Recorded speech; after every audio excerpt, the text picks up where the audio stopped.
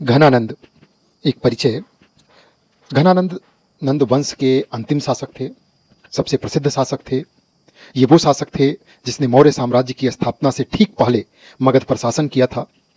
इनका शासनकाल लगभग 4th शताब्दी बीसी में था। नंद वंश शूद्र जाति से संबंधित था और उसने वैदिक व्यवस्था को चुनौती दी थी, जिससे जो ब्राह्मण वर्ग था उसमें असंतोष पैदा हुआ था।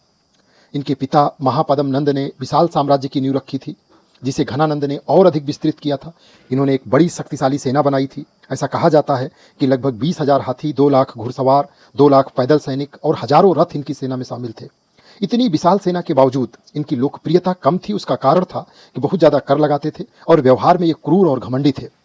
घनानंद की नीतियों और उनके अहंकार ने कई वर्गों को नाराज कर दिया, विशेष रूप से ब्राह्मण वर्ग, और इसी में से एक आचार्य चाणक्य आते थे।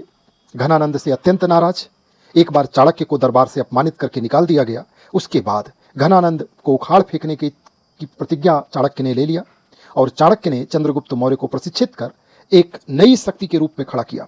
लगभग 321 बीसी में चंद्रगुप्त मौर्य ने चाणक्य की रणनीतियों और अपनी सैन्य क्षमता के बल पर घनानंद को पराजित किया और इसके साथ ही नंद वंश का अंत हुआ और मौर्य साम्राज्य की स्थापना हुई।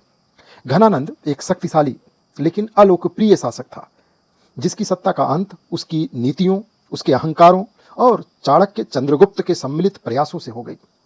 इतिहास में वो एक ऐसे राजा के रूप में जाना जाता है जिसकी सत्ता तो प्रबल थी, परंतु नेतृत्व दूरदर्शिता से विहीन था और इतना सब कुछ होने के बावजूद भी वो अपनी सत्ता और शासन को बचा ना सके।